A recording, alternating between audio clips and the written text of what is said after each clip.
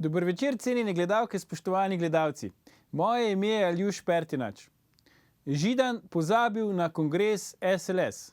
Dejan Židan, predsednik Socialnih demokratov in državnega zbora, se ni udeležil kongresa SLS preteklo soboto, ker je nanj preprosto pozabil.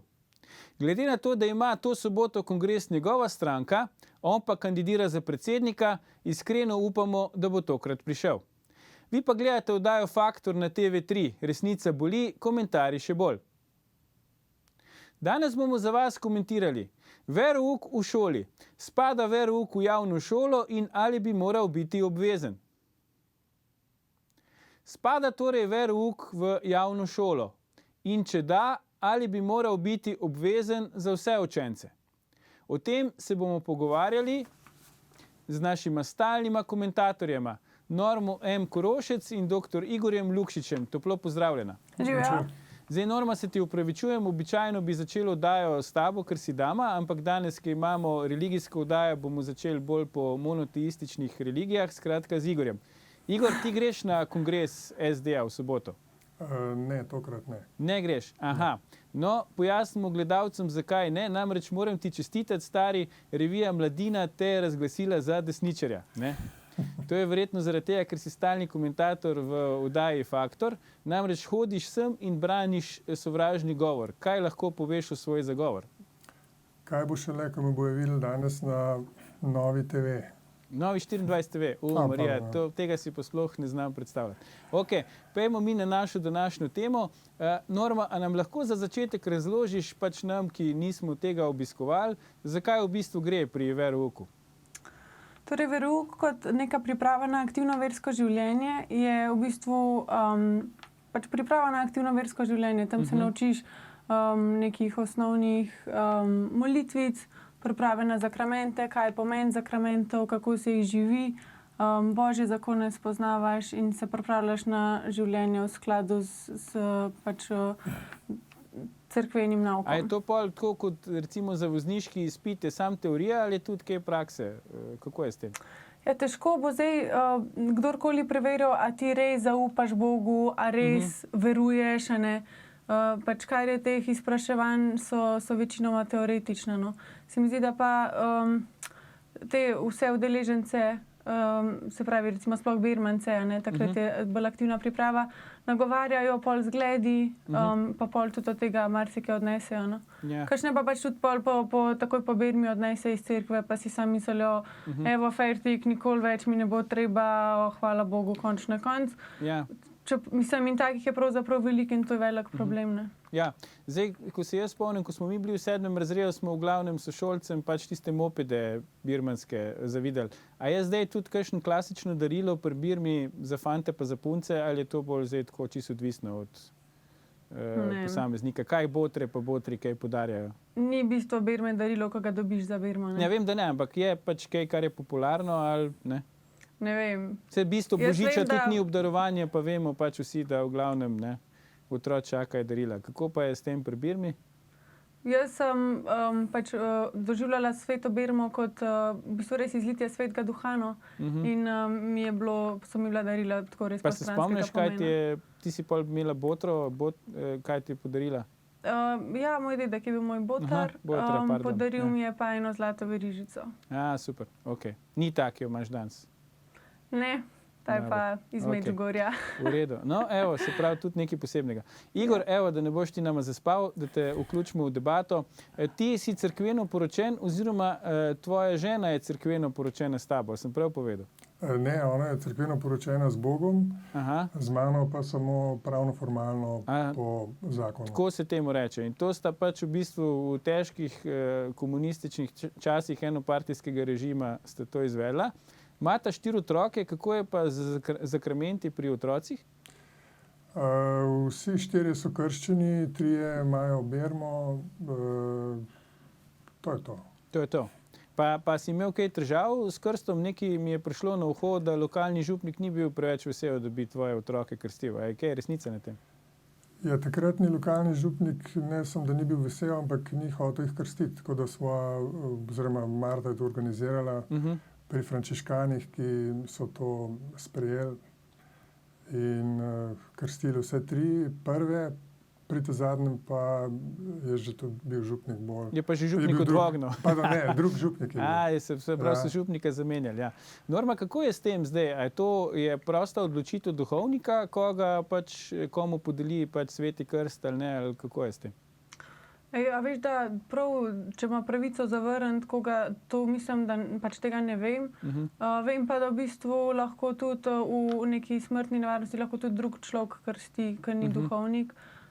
In pač to je to, no, kar vemo. Drugače pa mislim, da ne vem, zakaj bi pač koga zavrnil, ker krst je v bistvu očiščenje, se pravi, tega izvirnega greha in en predpogoj za prito nebesa. Ne? Ja, zdaj Igorju očitno je zavrnil 3 otroke, se pravi, ali ni hotel, da pride v nebesa, ali je bilo kaj drugega. Ne?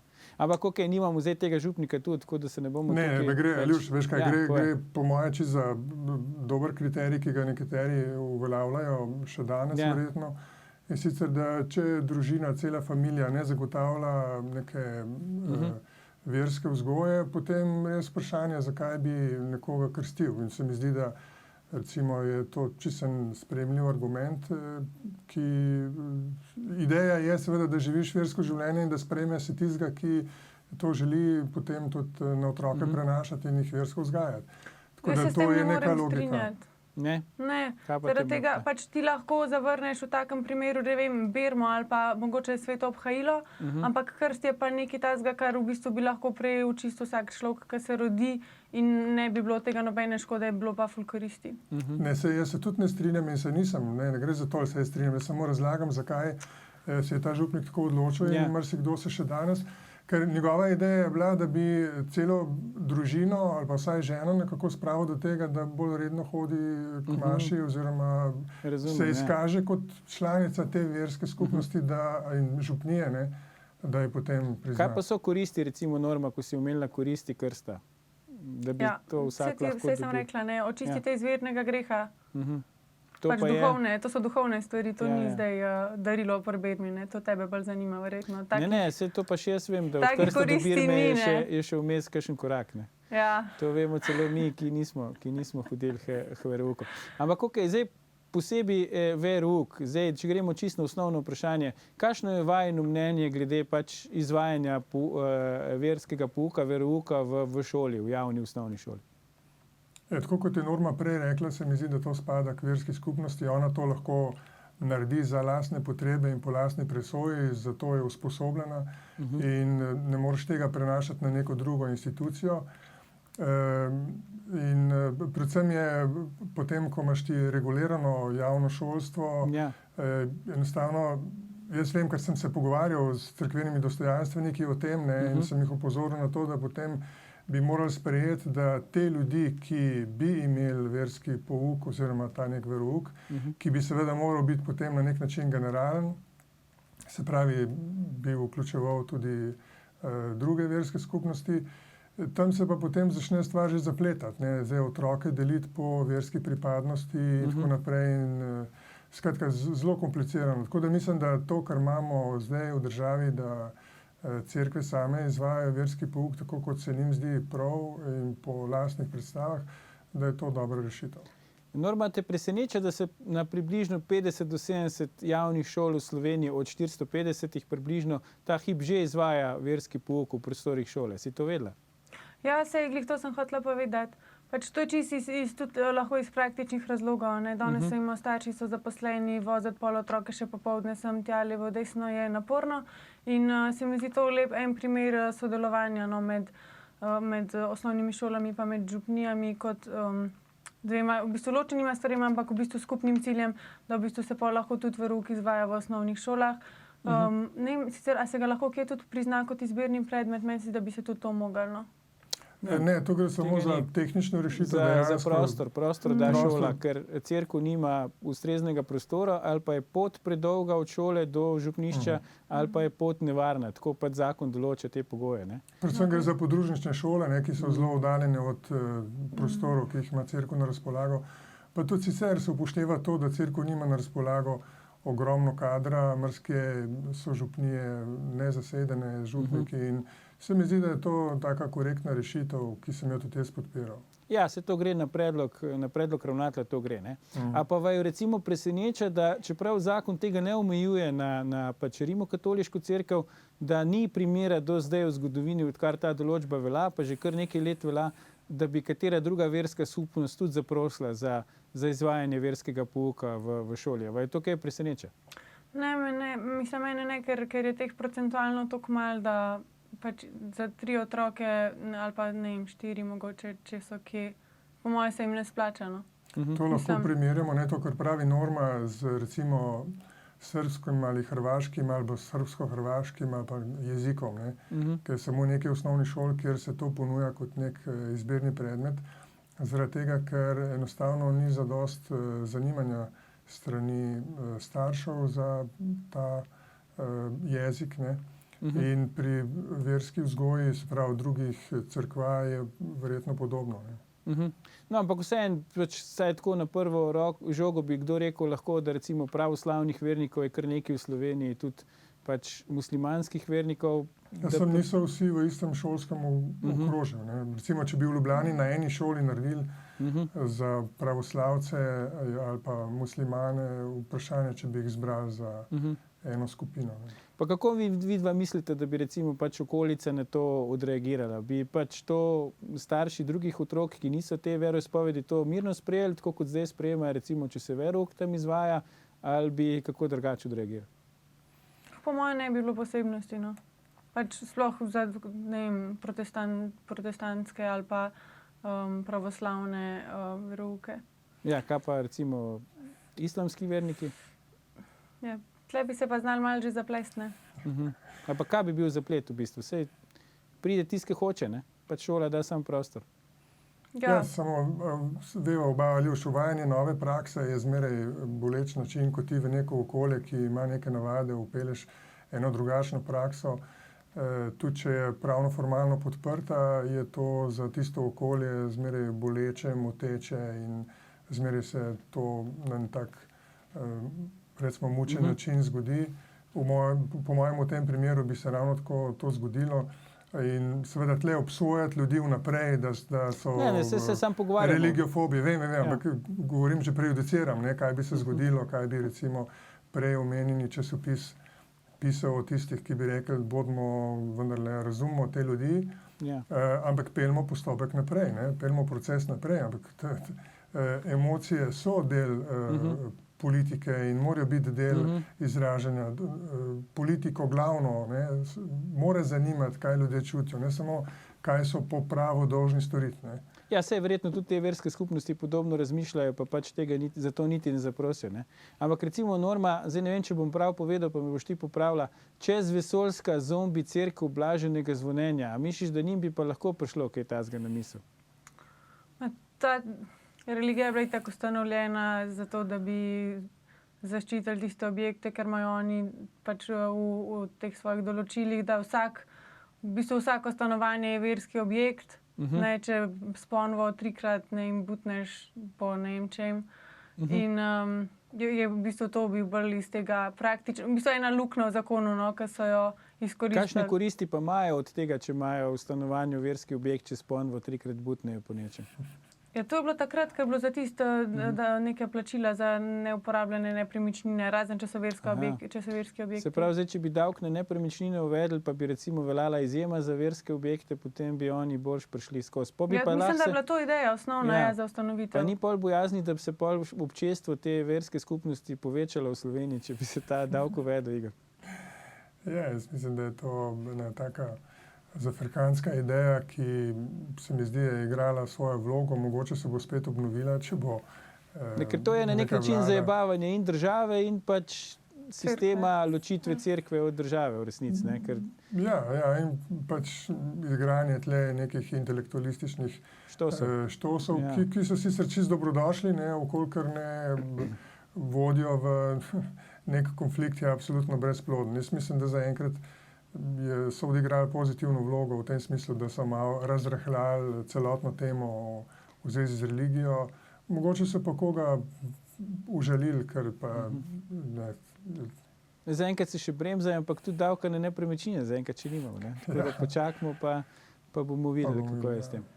Se pravi, če vaju prav razumem, glede tega, da se verouk izvaja v šoli takrat, ko ni pouka in če ni druga primernega prostora, pač nimate posebnih težav. Norma, sem še eno kratko vprašanje zate. Imaš ti osebno lepe spomine na svoj verouk? Mislim, si imela skozi istega duhovnika ali kako je bilo s tem? Ne, pri nas so se menjavali, parkrat so nas imeli tudi kaplani.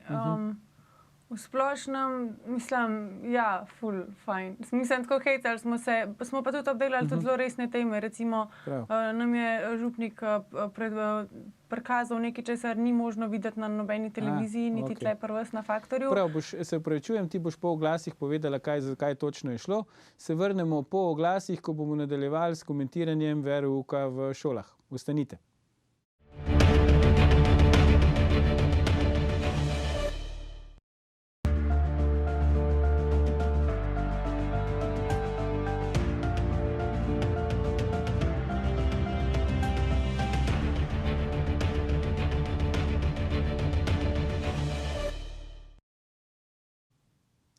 Ponovno pozdravljeni. Z nami sta še vedno Norma M. Korošec in Igor Lukšič, pogovarjamo pa se o verouku v šolah.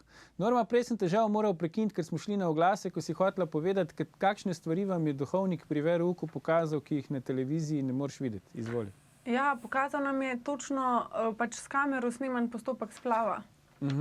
Človeško zarodka in kako mu trgajo roke in noge in pač tega nikjer ne moreš videti. Koliko ste bili pa stari takrat, vi, ki vam je to kazal? To je na koncu osnovne šole. Aha, ok. Niste bili še polnoletni pa? Ne, potem, ko smo že prejeli spolno vzgojo v šoli, to sigurno, ja. Ok. Ko so nas že podučili, kako je treba podpisati kakšno soglasje ali je to čisto prosto presoja duhovnika? Pač to je itak eno od temeljnih naukov katoliške cerkve, da je pač življenje sveto in na to se tudi sklicuje tale Boštjan M. Zupančič v tem mnenju, ko ga je napisal zdaj o tej primeru Strehoveca. Da je pač to nekaj, kar je že 2000 let nauk in da nima biti tle sploh kaj spornega in da se država to ne bi smela spotikati. Da bi se kvečem lahko spotaknila ob to, da eni zagovarjajo oboj nerojenih otrok. Zanimivo. Ok, Norma, da te zdaj vprašam direktno. Ti si potem za obvezen verouk v šolah ali nisi? Tega te še nisem vprašal. Jaz sem za obvezen pouk o verstvih. Pač, tako, kot sem rekla, se mi zdi, da verouk je priprava na aktivno versko življenje in tega en učitelj iz pedagoške fakultete pač ne more ustrezno, pač, če nima še dodatnih nekih znanj in Zakramentov verjetno, ne? Ja, tudi, seveda. Pa da če ne živi zgledno krščanskega življenja. Se mi pa zdi, da bi mogli v šolah se učiti o doprinosu različnih verstev v našo civilizacijo, še posebej krščanstvo, ker v bistvu so krščanski znanstveniki odkrili praktično vse, kar se jaz recimo danes učim na faksu, na matematiki, tudi vse osnovne fizikalne te enote, ki se jih vsi spoznajo že v osnovni šoli, so tudi po kristjanih, če jih naštejem. Čakaj, sem ti matematiko študiraš, ne? Ja. A tu Arabci nič niso imeli pri matematiki, ker pa smo nas čisto narobe učili komunizmu, ker tam so rekli, da so tudi Arabci kaj pri matematiki prispevali. Pač verjetno so kaj, samo to, kar se jaz učim zdaj, so večinoma Evropejci, belci, kristjani. Ok. A ženske so kakšne ženske vmes? Se to pač sliši. Ja, so kakšne ženske vmes? Tudi kakšna. Ok. V redu, tista, ki je preživela kakšne te požare, gozne, ki so se tudi takrat dogajali. Ampak zdaj, ko si rekla, prej si rekla, da tudi, se pravi, ni nujno, da duhovnik izvaja ta verouk, se pravi, ga lahko tudi laik, če sem te prav razumel. A je potem Igor bi bil pol primeren kandidat? On recimo živi to zgledno krščansko življenje, poročen je z isto žensko že ne vem koliko let, ima 4 otroke, vsi so krščeni, imajo vse zakramente. A je on pol ta prav, recimo, ki bi to lahko učil, ali vse ni čisto prav?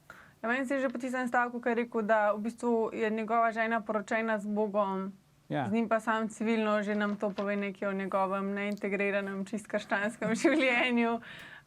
In mislim, da zato ne bi bil. Ampak mislim, da je to uradni termin, Igor, ali kako je s tem? Ja, mislim, se gre za to, da pač njena dikcija je čisto prava, ampak tole, Aljuš, se mi zdi pomembno, to stališče, ki ga je Norma povedala, in je nekako stališče, ki se mi zdi, da je zdaj nekako sprejeto. Če se spomnimo, takoj po osamosvojitvi je bil pod vprašanjem seveda ta velika zgodba o delitvi cerkve in države, kako s tem veroukom. In se spomnim, da ta pritisk na uvedbo verouka je bil kar močan v javne šole, je bil kar močan strani cerkve, rimokatoliške cerkve. In da zdaj je pa popustil in da smo nekako prišli do situacije, ko to vprašanje enostavno ni več javno vprašanje. Jaz se spomnim, da smo mi imeli kot stranka vrsto razprav o razmerju cerkve in države, saj ene 3, recimo leta 95 v pripravi na kongres, potem na kongresu močna razprava, potem leta 98, 99, na kateri so sodelovali vsi glavni cerkveni dostojanstveniki in nekateri cerkveni intelektualci in tudi strani te, recimo, laične strani, kjer smo se dejansko pogovarjali o tem, kako urejati to vprašanje. In to vprašanje danes na nek način je urejeno, marsikje ni reflektirano, recimo prepušča se, da ravnatelj, župnik in župan odločajo, katero šolo se bo blagoslovilo in katero ne. In to se mi ne zdi čisto, da bi bilo za prepustiti lokalnemu okolju, bi bilo mogoče dobro, da nekaj centralnega na ravni države naredimo, ampak sicer se kaže, da tu ni nekega globokega konflikta, saj potem, o čemer mediji poročajo, pa da bi se kakšna blazna javna protestna zgražanja na eni ali na drugi strani. Tako da se mi zdi, da smo se naučili živeti s tem, da pač eni jemljajo vero na organiziran način, eni jo jemljemo na drugačen način. Mimogrede na spomeniku tamle narodnim herojem piše, ta vers Župančičev: bodočnost je vera, kdor zanjo umira, se digne v življenje, ko pade v smrt. Ena taka, ki je verno vsak katolik. Ampak zdaj, če pogledamo konkreten primer, recimo sosednje Hrvaške, tam celo Ministrstvo za izobraževanje spodbuja k prekvalifikaciji, vidimo tukaj sicer v hrvaščini, bom prevedel, se pravi, svojo prihodnost si na nek način pač zagotovi, postani duhovnik. Ministrstvo za izobraževanje, se pravi, spodbuja prekvalifikacijo.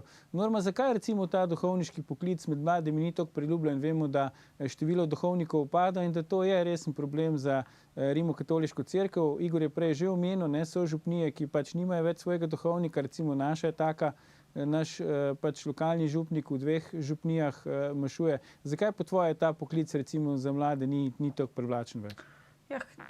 Cerkev je toliko blatena, da mislim, mene včasih čudi, da sploh še kdo hoče iti v cerkev. Pač ni večje, mislim, noben ni bolj pljuvan v naši družbi, kot cerkev, katoličani, duhovniki. Pa se ti to zdi zdaj res, ker recimo Igor pravi, da ravno obratno opaža, da so te tenzije v zadnjem času se znižajo. Koliko je enih teh nekih domnev o otrocih duhovnikov, pa o posilstvih, pa o spolnih zlorabah. To nekaj pride ven, pa samo to šopajo 2 meseca, razumeš, ko imajo pa v kakšni, ne vem, v bolnišnicah, ko pride isto do zlorab, ali pa v šolah, ali pa karkoli, takrat pa je to ena čisto neka neopazna stvar, ki se o njej ne govori toliko, kar če se pač to zgodi v cerkvi. Pa vemo, da je procent ljudi, ki imajo taka nagnjenja v cerkvi, pač lih toliko velik, kot v športnih klubih, javnih zavodih, šolah, bolnišnicah in kjerkoli drugje. Aljuš, jaz mislim, da to je en velik problem. Tudi znotraj rimokatoliške cerkve so to reševali prepočasi, kakorkoli. Ampak zdaj, če pogledam kot politolog na to situacijo, se mi zdi, da se v svetu enostavno vloga rimokatoliške cerkve spreminja ob vseh teh spremembah, ki so zapadle, mislim, ki so doletele ta svet. Ne vse te kolektivne skupnosti, če pogledamo sindikate, stranke, neka interesna združenja, klasična, institucije utrjene, vse so nek na nov način preizpraševane in vse doletava ista usoda. Rimokatoliška cerkev zdaj pravzaprav doživlja napad oziroma neko emocionalno preverbo najbolj kritično, ker je dolgo časa vztrajala dost zaščitena, recimo, tudi na Zahodu. Zaščitena tako celo, da so višji cerkveni dostojanstveniki lahko prikrivali ene prakse, ki so bile sporne, na katere so bili opozarjani. Tako da jaz mislim to bolj celovito in je to en problem, ki gotovo ga rimokatoliška cerkev najbolj čuti. Ampak gre za problem tudi, poglejte, če samo pogledamo redefinicija družine, ne? Od seksualne revolucije leta oziroma uvedbe te spolne zaščite za ženske, ne? Ko se familija, družina ni več kot družbena institucija bila edini zaščitnik teh nadzora nad tem, kdo bo dedič in tako naprej. In potem od tega izpeljana seksualna revolucija, se pravi, družina enostavno se razrahlja. In potem naprej, tudi te enospolne poroke so del tega novega procesa. In seveda je to najbolj problematično za vse tiste institucije, ki so gradile na nekih, recimo, dogmah, čeprav vsaka institucija ima neke svoje dogme, ne? Ampak tiste dogme, ki so vrsto let bile potrjevane, ne, če pogledaš klasično družino, je bila vrsto let potrjevana strani večine. Če poenostavimo, recimo, kaj pomeni, če papež sprejme odstop praktično vseh škofov v eni državi, ki je izrazito katoliška. In je razlog to, da pač naj bi prihajalo do spolnih zlorab. A je to zdaj PR štos, a je to tako imenovan damage control, se pravi poskus zajeziti ta val teh obtožb, tega nezadovoljstva, ali gre tu za res neko iskreno pač dejanje obžalovanja in pač poskus, da se to vrstne prakse čim bolj izkoreninijo? Ja, jaz upam, da je to slednje, ne. Pač se mi zdi, ob vsej tej gonji in vseh teh razkritih spolnih zlorab, se meni zdi pač zavržna dejanja, ki so jih prikrivali, pač to je ogabno, to je totalno nesprejemljivo. Noben kristjan tega ne zagovarja. Noben ne zagovarja pedofilov pa posiljevalcev, tudi če so duhovniki. In se mi zdi to v bistvu priložnost za cerkev, da se očisti, ne? Da se prenovi, da pač počisti svoje vrste. Ne? Očitno je toliko časa so mižali pa si zatiskali oči pred nekimi grdimi dejstvi, zdaj pa pač je ta čas, ko se to dogaja. In si želim, da bi se v bistvu tudi v drugih inštitucijah, a ne, ker vemo, da drugod ni nič boljš. Samo v cerkvi so vsi na udaru, če koga dobijo, druge se pa pol vse to pomete pod preproge. No, zdaj si dala dobro izhodišče. Ja, Igor, se oprosti, sam še nekaj bi rad pokazal. Namreč eno izjavo Svetlane Makarovič, ona je znan javni kritik pač rimokatoliške cerkve pri nas, ne. Ona je recimo takole rekla, ne. Po mojem mnenju je katoliška cerkev v Sloveniji nekaj, kar moraš sovražiti. Jaz to čutim kot svojo državljansko dolžnost. Igor, ta izjava je kar precej močna, ne, tudi če vzamemo v obzir, da jo je izrekla Svetlana Makarovič, a to nekako potrjuje to normino tezo, da gre tudi do neke mere za neko orkestrirano in organizirano gonjo proti pač nekim institucijam, ki so bolj tradicionalistične, pa ne grejo v korak ravno s tem, kar se recimo danes dogaja. Ja, gotovo, ampak treba je videti, da je Svetlana Makarovič v tej izjavi govori neko izkušnjo, ne, ki je bila mogoče še do njene generacije tako intenzivno doživeta, ker tudi celo politično življenje na Slovenskem je svojo emancipacijo sešlo ravno v odnosu do rimokatoliške cerkve, ker je le rimokatoliška cerkev tle bila ne samo to, kar je Norma govorila, ne, koristen element pri razvoju naroda in države in družbe, ampak je bila tudi disciplinirajoč element, ne, bila je glavni poveljnik, škofje so bili knezov škofje, se pravi, je bila oblast. In ker nismo imeli druge oblasti, zlasti kapitalske ali kakšne drugačne, so to ljudje doživljali kot zelo neko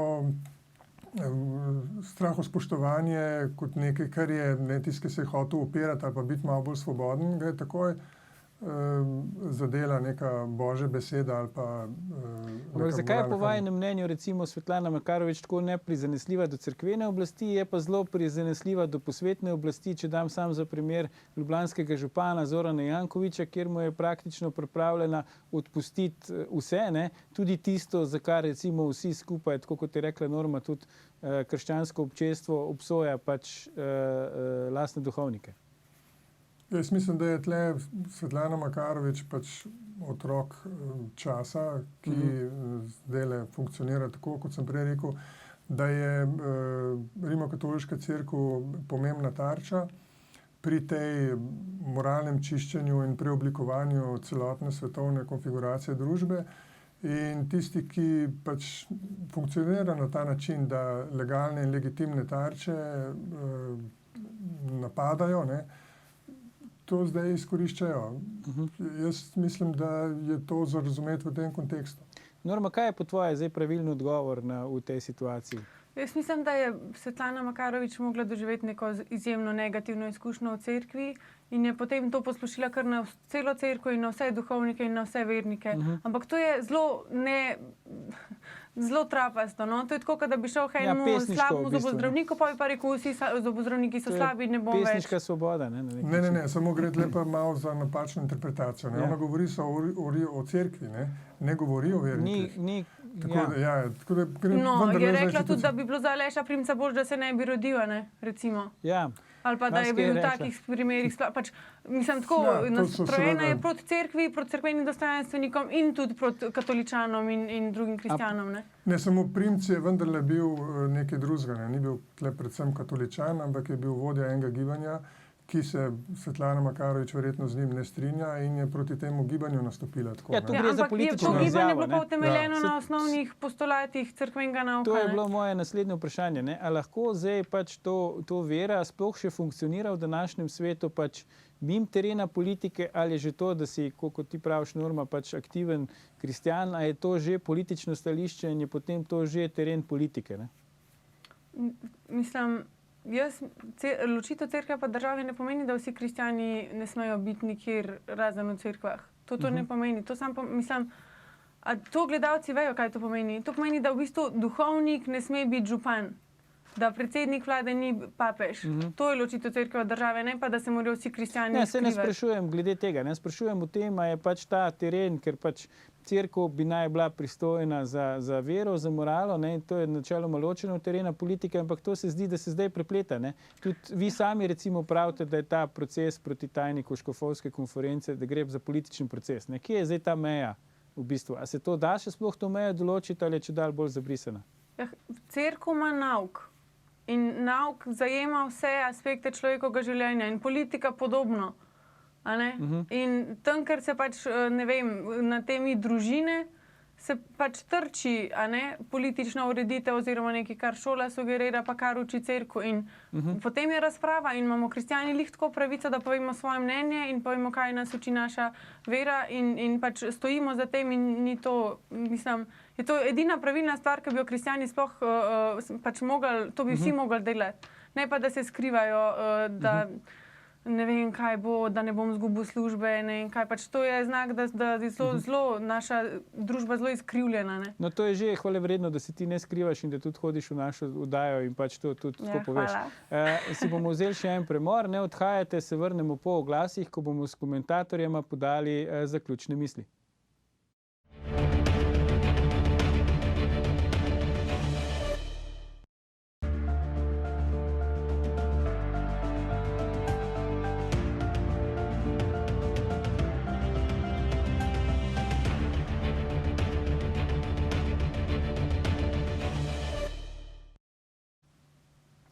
Pozdravljeni še zadnjič nocoj.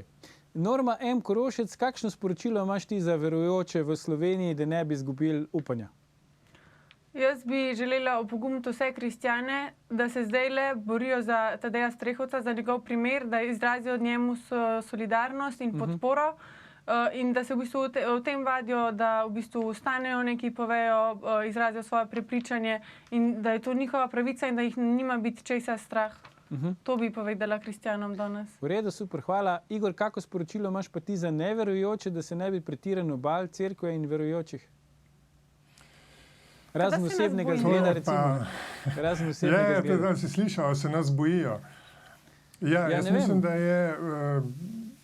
da je stvar se normalizirala, da imamo en zdrav odnos, ki se dobro razvija in lahko pričakujemo, da bo ta vlada in tudi cel intelektualni del nekako to podpiral. Tako da se mi zdi, da je fajn. Je pa seveda to problem, ta strah na eni in drugi strani, ampak vendarle jaz upam, da se razgrajuje in da se bo še naprej razgrajeval. Prav, v redu. Norma M. Korošec, dr. Igor Lukšič, najlepša hvala za vajine današnje komentarje v oddaji. gledalke, gledalci, to je bila religijska 176. oddaja Faktor na TV3. Spremljate nas tudi jutri, ko bomo komentirali, zakaj je v Sloveniji vse manj medijskega pluralizma. Predvsem pa ne pozabite, ni vseeno, kdo kaj reče.